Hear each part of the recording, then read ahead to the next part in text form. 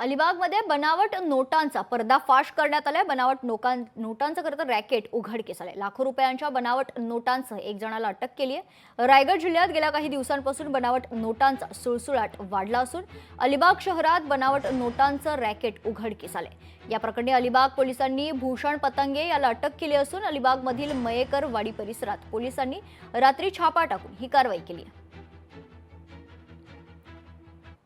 Alibag police station in charge Shri Kishor Sale ने आपली team सोबत जाऊन तिथे धडा टाकला आणि तिथे आरोपी आहे भूषण विजय पतंगे याचे कस्टडीवरून आपल्याला 4.5 लाख पेक्षा जास्त चे बनावटी नोट प्राप्त झालेले आहे।